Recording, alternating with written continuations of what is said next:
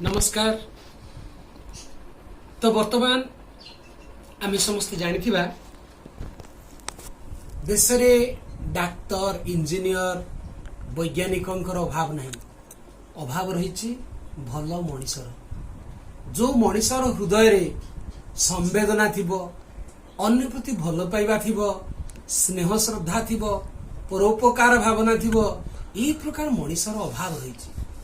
तेणु सरस्वती शिशु मंदिर योजना रे शिशु बाटिका विभाग रे आमे छोट छोट पिला माननकु तांको मन रे केमिति संवेदना सृष्टि हो, का प्रति, पशु पक्षी प्रति, वृक्षलता प्रति, मनीष प्रति, परिवेश प्रति केमिति संवेदना सृष्टि हो, सेथिपाई आमे प्रयास करिथाउ।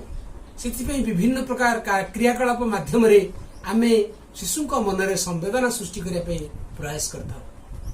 आज से मर्म रे जो कालांश करी से कालांशर नाम होची गछलतारे पानी दबा। कहीं ना गछलतारे पानी दबा द्वारा शिशुर से गछलता प्रति आत्मीयता भाव बढ़िबो।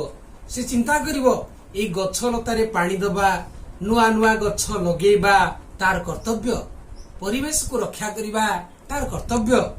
केवल से पाठ पढ़ी की बड़ चाकरी करिबा से उद्देश्य रहिबा उचित नुहे। तेणु आसंतु आज आम यही कालांश करवा, गछ लतारे पानी दबा।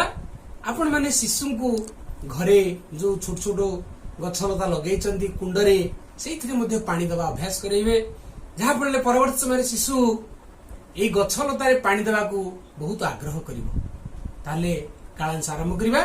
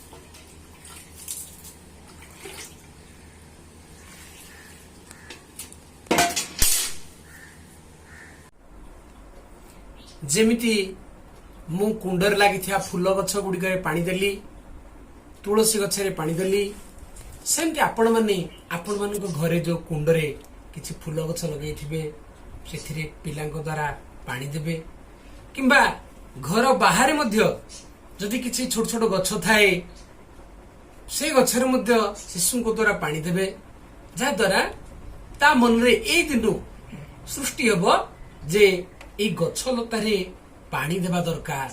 कहीं आमे बंचिवा सहित परिवेश को रक्षा करिया पे ए उद्भिद माने बड़ हवा दरकार। तेणु आपण माने निश्चित ए काम शिशुक द्वारा करेबे। रहूची नमस्कार।